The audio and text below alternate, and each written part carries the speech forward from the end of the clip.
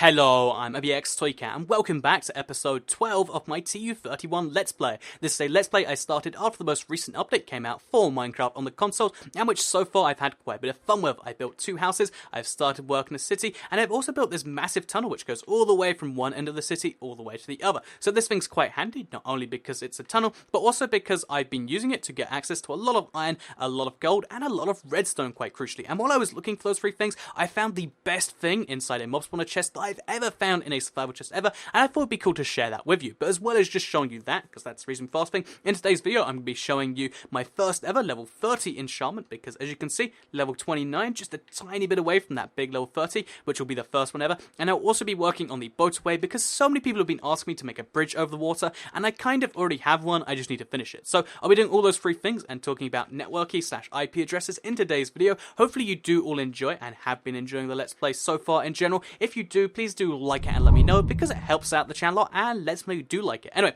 let's get straight into it by just quickly putting the suspense away. So I found this spider spawner as I was just looking around, and although I cleared it without any torches, I was like, ooh, what are we gonna find? And I looked in the first chest and I was massively disappointed. This is the standard, like, oh yeah, there's stuff that I guess I could use at some point, but not right now, like gunpowder, I guess, string, I guess that's kind of useful. Oh, cats, kind of nice. I don't think I have that yet. But I was really disappointed until I went to the second chest, because not only is there 5 iron in here, 5 iron, 3 redstone, a couple of saddles, and some food, but there's also this amazing enchanted book. This is the best loot I've ever found in a survival chest, because look at it, it's the best level enchantment, so like level 30 enchantments, for a sword, for a pickaxe, and for a pair of boots. So it kind of sucks that they're all tied together, because now I have to pick between one of those 3, but it means we basically have this amazing book that's like a pick one of 3 enchantment, and I really, really love that. I think that is the future of Minecraft enchantments, and I'm really glad that happened. It's the first time it's happened since the most recent update, and I really do think that change of just finding something cool like this is kind of nice. So I like that a lot, and I'm pretty pleased with that. So anyway,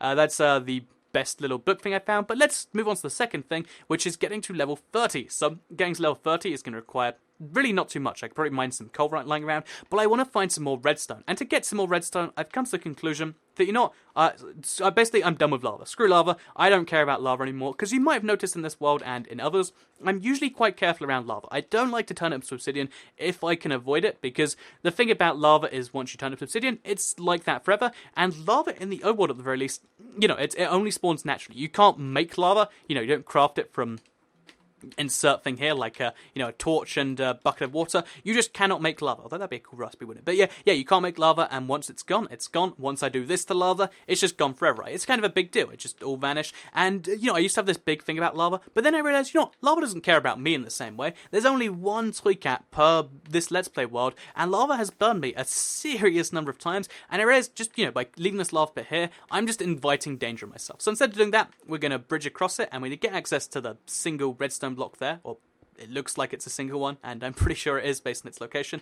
But yeah, there's also a cave over there we can see. There's a cave. I thought there was a cave over there. It looks like there might be a cave over there. And we're just going to have access to all of these by, watering across the lava like so. So that is something I've decided to do, because I'm done with lava. It doesn't care about me. I'm going to stop caring about it. Yeah, but but by using this, we can hopefully get some more, more coal, more redstone, more gold, more iron. Because the amount of iron I found for every redstone block. So I had 16 redstone. It might have been 17 before I started this episode. And in the same amount of time it took me to find that, I found a stack and a half of iron ore. The amount of iron I have is just kind of ridiculous. And I know when you turn iron into iron blocks, it kind of runs out a lot faster, but still, I'm kind of bummed out about that. So I'm not going to make the mistake of mining this, because I bet the lava's multiple blocks deep. Yep, that could have led to a very swift death. But I am going to get to the single redstone thing that I kind of missed over here, and we're going to mine. Oh, it's 2 bits of redstone. It's 6 bits of redstone. Oh, it's just... I was hoping I'd get to say, it was 8-bit redstones, but no, it's just 6 bits of redstone. That's still pretty good for me. So, yeah, now we've got level 30, and we've got a bunch more redstone. Let's head back to the surface, let's get our level 30 enchantment, and let's work on the boatway. So, I mentioned how I was going to talk about networky things in this video, because if you don't know in this Let's Play, I talk about non-Minecrafty stuff as well as Minecrafty stuff. It's a cool little balance, because basically I'm only qualified by Cisco with their CCNA, I think it is, for another few months, because one of the cool things, or one of the interesting things I should say, because it's not so cool for me, about their qualifications is they do actually expire, unlike if you get a PhD in let me make up a subject, criminology. That's a real subject, I'm pretty sure. If you get a PhD in criminology, it's going to stay forever, right? You don't just lose it after some amount of time. I'm pretty sure that's how it works. I've never actually checked, but I'm like 99% sure that's how it works. Whereas the Cisco thing, because it's technology, and technology is always changing, it has to be renewed every few years, and you have to retake the exam, and I don't think I'm going to. So for a little bit longer, I am qualified to talk about networks, and the internet, and IP addresses and stuff, and I really wanted to talk specifically about IP addresses. That's why I keep bringing it up, because to me, there is this really interesting kind of separation between what we're told IP addresses do and what they kind of actually do. So we've got some bookshelves here that we need. We've got some, I think we need some books to actually enchant on. Let's go and make this happen, shall we? Yeah, there's this really interesting gap between what you're told about, you know, an IP address and what it actually is. Because people will tell you, oh, it's like an internet address. And I guess it kind of, you know, functions there. But you kind of picture something entirely different to what you get. And especially it gets weird when you you check your own IP. If you check on your Xbox 360, it's the only thing I can think of right now. Or if you check on your actual router itself, or router if you're American, then it will say your IP address is 192.168.0.1. And before you go thinking that... also, Moment of Faith, level 30 enchantment, or level 24, or level... We're not going to get level 30 from this. We need to get some more bookshelves. But, yeah, before you go thinking that I'm just psychic and I can see into your mind, basically that is your private IP address. We're actually in this really weird situation when it comes to the internet, that it was built so long ago just to be a... I think it was a military project, but I think it was military and also hospitals. Like, I hear both stories, and I don't know which is correct, and it's probably somewhere in the middle. But yeah, the internet was kind of made as an interconnection of different networks. Because, you know, picture your home network where you have, like, a printer, or you might have a printer connected to a... you know, your router, which is connected to your laptop, which is connected to your Xbox. Let's just say, you know, imagine you now want to connect that to someone else's. That's kind of what the internet's for. But then connecting like 5 or 6 or 20 or something like that, but not connecting every single computer in the world, which is basically what it does today. I mean, obviously, you can stay off the internet by just not plugging into it, but the vast majority of devices are connected to the internet in some way, and wireless has just made that, you know, even more, you know, of a thing. Like, before it'd be like, oh, well, if I don't have the wireless connection, then... Also, what did we just do? Oh, we got the exact number of level we needed by accident. But, you know, before you might be like, oh, I'll just won't plug in there. But with wireless, you can technically be connected at most times. And it's kind of crazy that way. But yeah, so it wasn't ever intended to be as big as it is. And the reason that is so significant, we're going to need a bunch of wood for these bookshelves, I reckon. The reason that is significant is because of the fact that, also, do we need to make a bookshelf?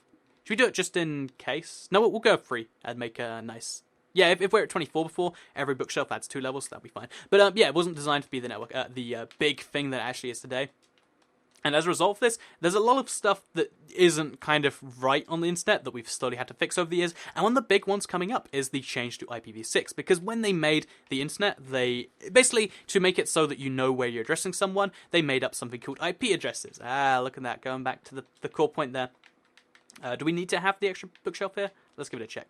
They made something called IP addresses, so you can know who you're addressing, and they can know who to address back. But they only made 4.3 billion of them, and that's not like a purposeful decision. They just made it so that an IP address is 32 ones and zeros. So an example one, 111111110, you get the point, 00000, etc. But you know, to make it easier to read for humans, we turned it into numbers. 255.0.0.0 in that case is a lot easier to read than 1111110, etc. etc. So also, let's get our level 30 enchantment, Moment of Faith. Do, what's it gonna be? It's projectile protection. Okay, so I think we're just not gonna take that. I have literally zero want ever for projectile protection, because everything, I just don't want it all. Punch, I guess I kind of want. Efficiency 1. I think we'll take...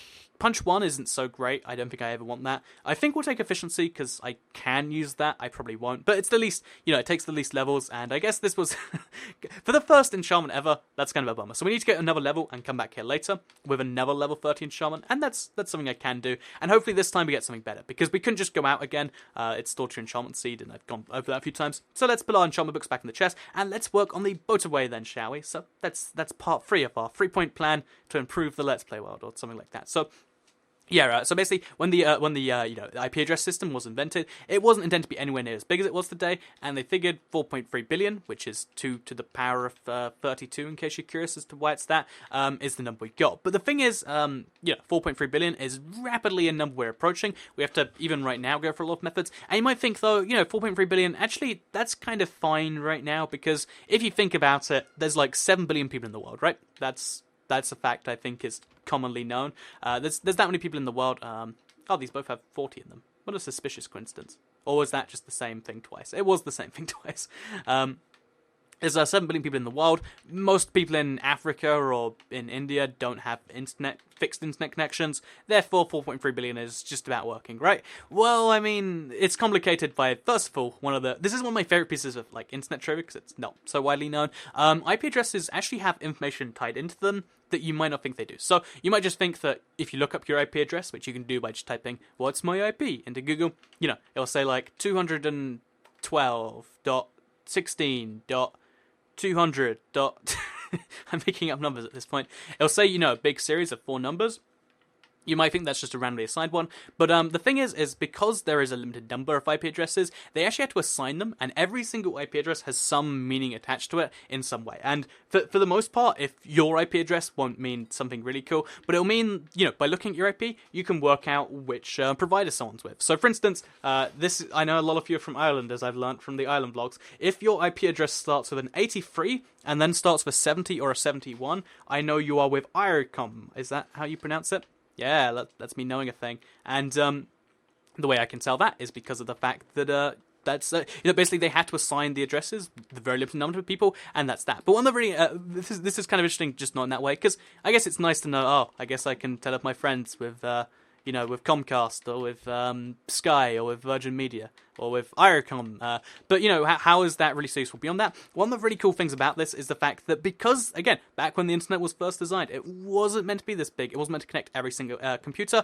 You actually used to be able to buy blocks of IPs. So the US Department of Defense has something like 2 or 3% of the IPs in existence, but also Apple, way back in the day, I don't know why they decided they need to do this, they bought up an entire, so anything that starts the IP 17, that belongs to Apple. That's right, 17.250, any series of numbers, it all belongs to Apple. And to me that is such an interesting bizarre fact, because it just means that Apple decided to purchase all this stuff. Again, I don't know if they even knew that it was going to be a big thing. They decided we want to have the addresses. And that means today, because it still stands, you can't take back the addresses. It means even today, they actually have access to an entire an entire sub-range of IPs. And that's kind of interesting. But also, the US Post Office has them. The entire 20, if it starts with 25, then it's a US Department of Defense address, and you can actually use all these things, again, only if you're a network administrator, to be like, someone from the Department of Defense came and paid me a visit. That's kind of nice. Or, an Apple employee paid me a visit. Because they have an entire, I think that's 130 million IP addresses, which they bought way back in the day.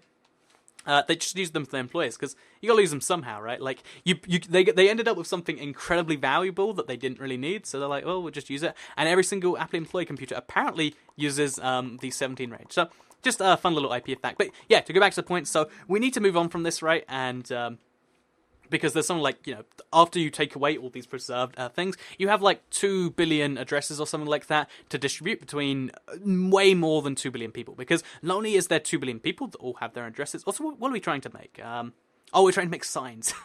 I was like, we're trying to make something here, but I've forgotten. And basically, yeah, there's something like 2 billion addresses to distribute between roughly 2, 3, 4 billion people. But the thing is, it gets really tricky because everyone has multiple things of addresses. So your phone has an address, your console has an address, your PC has an address, and then you might be like, well, how have we not run out already then if my fridge has its own address? Which, by the way, smart fridges do have their own IP address, and so does your smart. And anyway, really, if it's connected to the internet, it has an IP address. So how do we fix that? We fix it with something called NAT, and this is something you might find of interest, because if you've ever played a multiplayer game that's not Minecraft doesn't tell you, I guess, because it doesn't have like a online party search function. But basically, your NAT the NAT is something that will come up in your games. So I'm like, gonna learn something practical for video games. So what exactly is NAT? Also, we need to get these trees later. So what exactly is NAT then, and why is it so important? Basically, NAT is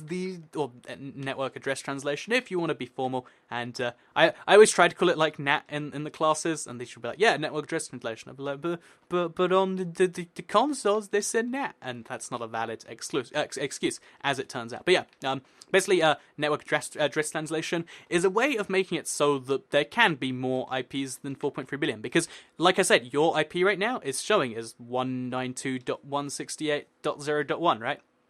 And the reason that, we can all have that same IP, because that's my IP too, that's That's the guy sitting next to you's IP. That's the guys down the street personal IP. Is big, or you probably, I mean, you can technically make your own personal one. Like I think 10.10.10.10 is one too. But your private IP can still be, you can still have that, and other people can, because you still have the same public IP. So this public IP is a really valuable thing. Again, Apple, I guess you could say, regardless of what you want to say about Apple, they do own a lot of very, very valuable addresses. Basically, these addresses are worth a serious amount of money. So your internet provider, which also stands for IP, and my maths teacher in year 5 was insistent that it's totally stands for internet provider, not internet protocol, which is what it stands for, by the way.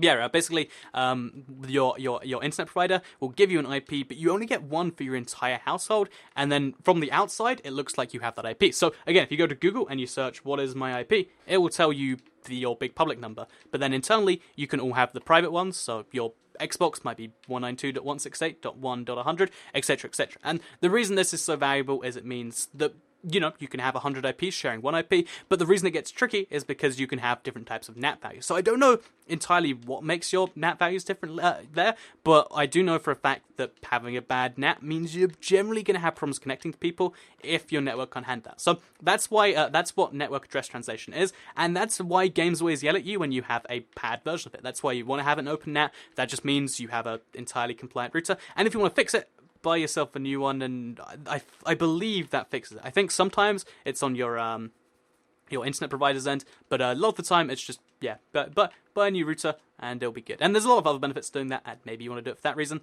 but that's that right there. So I believe everything I just said is correct. Every now and then I'm worried, it's like, oh, it has been 2 years, what if everything's changed? But one of the cool things that is actually coming up soon is we're switching to IPv6, because like I mentioned, really we just have a bunch of ridiculous solutions to a ridiculous problem.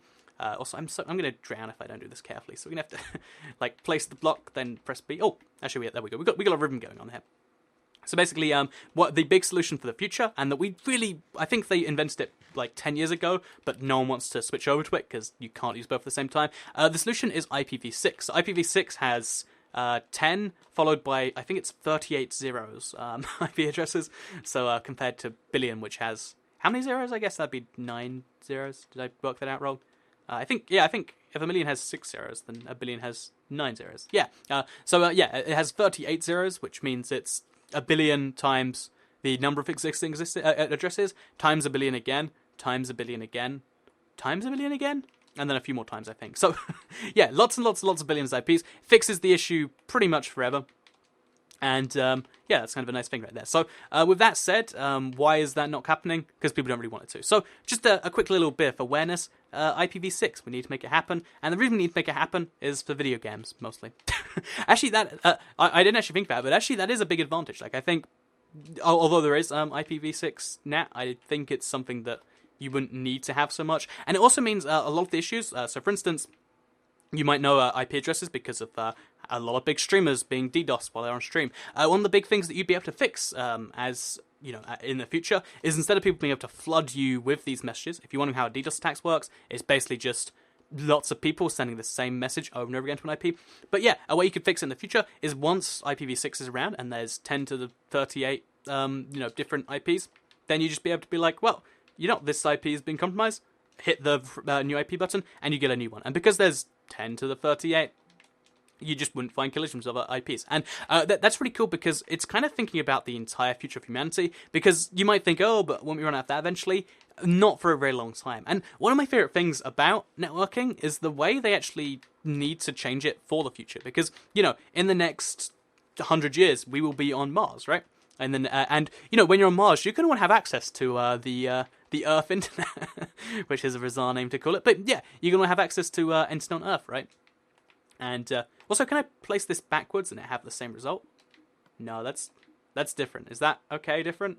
I don't want to do that. Let's break those. Let's just pretend we didn't do that. So, basically, you want to have access to the Earth internet, and there's a lot of bizarre things that actually you have to do to make an internet thing work in space. So, first of all, just in case you do want to read up more about this, there's something called the OSI model that explains how you get from, because all network signals, when you watching this video is a series of, it sounds so cliche, but it's a series of ones and zeros that you're that your computer knows how to turn into a video. But the way this works is a really cool thing. Again, called the OSI model if you want to learn more about each step. But basically, yeah, the really cool thing about this is one of the packets which relies on that. It's I think it's just called the IP packet. Basically, what they had to do to make, because for the moon landing there was an internet-enabled device, and I think for the Mars rover too, what they had to do is they had to change it. So right now, when this video gets to you. For instance, you actually, it has the packet, the thing comes from YouTube. If it doesn't get to you in a certain amount of time, it just says, oh, well, it's clearly no getting there, and it just self-destructs, basically. It's a pretty cool thing to think about. It's obviously not so cool in practice. But yeah, it self-destructs and it says, we're never getting there, and it gives up. So, basically, yeah, what they had to do to actually make the Mars mission work, they actually had to, change the time to live to make it longer, and you have to do a bunch of weird things with the internet, but the internet can currently, its a current state with just a few alterations, work cross-planet, and that's something that I think is really cool for the future, because, if once enough people live on Mars, there'll be a massive, data relay that will use light to beam it from there to here, and I think there's only, a minute difference from Mars light to here. Actually, it might be even less. I know it's 8 light minutes from here to the sun. So, yeah, that's something cool for the future. But one of the things that will always suck is if YouTube doesn't build a server on Mars, you will have to wait a minute just to, get that data back and forth. Some interesting little side note there. I don't think we can make any more signs, so that might have to be... Actually, no, wait. Let's focus on the other side, because we don't need to have redstone there yet, so I'll just place this all along. And I want to get the water on there, because that's something important. So... I'm going to go to sleep for now, and we're going to make this happen, because the Let's Play's been slowly creeping up on time, and again, I always want to make sure it's under half an hour, so you can be like, I'm going to assign half an hour every week, every Monday to watch the Let's Play, which, by the way, this is going to be going back to every Monday now. I really did enjoy the Let's Play Week experiment, but it was an experiment, and although it was a fun experiment, it wasn't the most successful experiment, and just to be entirely honest with you there, I mean, I'd love to say something like, well, the diplomatic company response was like, well, in the future, we will explore avenues. I think maybe it will happen again at some point, the update adventures. Maybe I'll bring it back with a Let's Play Week, that'd be cool, but... for now, it clearly is something that I can do as a fun event, but it isn't as... basically, yeah, again, I'll be honest, it's just the videos weren't as nearly successful as any other video I made. And, one of the things as a YouTube uploader, it sounds weird to chase, people watching and liking the content, but if you don't do that, what are you, if you're just ignoring people, then what are you doing there at all? So, I'm always trying to balance, people's responses with that, but as a result of that, we'll make it a weekly thing again, and then at some point we'll do a Let's Play Week if I need to do something like that, or maybe we'll we could do a Let's Play Week on something else, and there's lots of formats I want to explore with this. Right now, I think this being a one-a-week thing is kind of nice. I always enjoy recording it, at least every week, and it means that every week I have something I want to talk about. In this case, it is my... how can I not... let's just get on top of that. In this case, it's apparently it's the internet in space, which is it's a cool concept. Because if you think back, one of the big things that people require today, kind of how 20 years ago or something like that, slowly but surely, electricity became something everyone needs. Also, why can't we grab? Okay, that works too, I guess. But yeah, one of the things that people kind of need now is the internet. Imagine if you're moving somewhere and they don't have the internet, you're gonna be like, actually, no. And it's the same. I'd say it might even be. I'd say if I had to pick between a place of no running water and no internet, most people. Actually, I think most people probably pick the running water. But you can buy bottled water and you can get water somewhere, but you can't exactly bring a briefcase full of internet. Actually, you can get satellite internet. But yeah, for that reason, I think it's funny how the internet's going to be this really big thing, and that might be one of the big reasons people don't want to move to Mars in 20 years. Because right now we're still in a generation where people did live without the internet. I only got the internet when I was, how old would it have been when I first used the internet? Maybe 8. And obviously it was around before then, but it got big as I grew up. And I think it's going to be really interesting because people, 10 years younger than me, started at age 1 and they have a tablet in their hands and they're watching YouTube or something, for instance. I know it blows my mind that there are genuinely 4-year-olds that will just watch YouTube all day, and it's whoa, that is nuts. And yeah, the core point I'm trying to get to here with that point is that the internet is going to become just this thing we need. You can make the argument oh, we're all plugged into it, man, but it's also it's a good time of plugged in. I like watching YouTube in the evening. It's way more entertaining than watching TV half the time, and there's a very bizarre dynamic to that. Also, look how well the boatway's going. I think we might be able to if we just get all this water done, then our official thing will be finished. Because as long as we can jump into the water and float across, and it'll be a bridge, that'll be great, and that'll be fine. So, do we have any more redstone blocks? We do. I probably could have placed these where I was not placing them before. So, let's do that, actually. Let's chop down this. Put a redstone block there instead. Because then we also get the slab back. Which we're surprisingly running out of. Like, I chopped down so much wood in preparation for building this a while ago. And it just all kind of vanished at some point. Which is kind of wacky. Oh, there's some more slabs down there. How handy. I guess because I was trying to place them and... no, whatever. So, one more block and then a redstone. And then some 8 more. Oh, actually, wait, I think the next 2 will make me over there. And once we've done that, we're on to something big here. So, we actually are not all the way across the river net yet, but we're pretty darn close. We're pretty darn close. So, I'm going to place some water here and just see if the 2 water streams hopefully merge at some point. Because remember, this has to be flat water, because although you can make it one-way water, and that has a few advantages... Actually, I don't think you can make it one-way water, because it'd only be one way for like 8 blocks. You can only make it one way for the very end of it, which I think I'll do as like an off-ramp. Oh, that's totally a good idea. I'm going to start doing that, actually. You can't actually make an on-ramp into water, though, as far as, I understand anyway. So I'm going to keep on placing blocks. I think I'm doing this wrong, because there seems to be a really efficient way to make the sources, like that, for instance. I think it's just place one on each side, and then place every other block on each side. So one there, for instance. Oh, that works and wonders. Then one there, and then just keep blocking from the middle of the infinite source. And eventually, okay, it's just place enough water. Eventually, the world will be favourable on you. So, for now, that works just fine. So we'll also grab some from here, put it over there, and keep on going. And yeah, boom. Okay, so you can see just how there is something really cool about making water in the sky like this, because the water has like this kind of describable depth to it. Because although it's a full block tool, the half slabs around it make it seem like it's only a half slab of water. Because, if you fall down below the water, you can't see the whole thing. Also, it went a lot further this way than I figured. Okay, so we gotta keep on switching back and forth between left and right. I think that's the winning strategy here. And if we do that, then we'll be at the end. Maybe, potentially. Okay, so gotta keep on expanding the bridges here. So we need to make sure it doesn't flow off the edge, because then we make a waterfall and we make some weird sources in the air that won't go away. So we'll go a little bit further this way. And then, yeah, we need more signs before we can do anything else. So, for now, we've done a pretty good job, I think. We need, like, another 20 slabs, a few more redstone blocks, and then we've got at least a somewhat functional boatway. I need to go a lot further this way, because right now, it's going to be a cool system from there to here. But let's give it a test drive. That's what all of you want to see, or that's what I want to see, and that I'll assume you want to see. Because when it comes to videos, I really do have this big thing in my head where it's like, if I was watching this right now, what would I be, kind of frustratedly thinking at the screen in my head? And that's what I kind of try to respond to. Because, actually, let's really just mention this, because it's kind of off subject. But one of the big things on YouTube that I always give people as advice, that people be like, well, I mean, is that really so useful? Is to make videos that you yourself would want to watch. And that's something I'm always kind of going for. Because if you don't believe in something, who is? Well, if you all believe in this and I don't... Oh, yeah. Okay, look at the boatway speeds. And as long as you can keep it straight, that's going to be just going right through the air. It's going to be some light rail magic. And it just... that's so cool to me. That is just amazingly cool. I need to do that again. Do I have to go back in there and do that? I won't actually be in the boat this time, because I want to see that from first hand. So, anyway, yeah, before we end the video, I hope you did all enjoy it. If you did like it, please do like it, let me know. Share if you really liked it, and subscribe if you're new around here. I make videos like this every single Monday on my channel, and if you subscribe, you'll see them daily, or this Let's Play weekly, but everything else daily on your homepage. Thank you all for watching, and I'll see you all in the next video. Let me know in the comments down below what we should do next week, because I've got that enchanted book to decide between. I've got a bunch of builds I need to finish, and oh, that's cool. That's so cool. I want it to finish like that now. I want to fly through a bunch of signs and just... that's something I need to do. So anyway, I hope you all enjoyed it, and I'll see you all in the next video. Bye!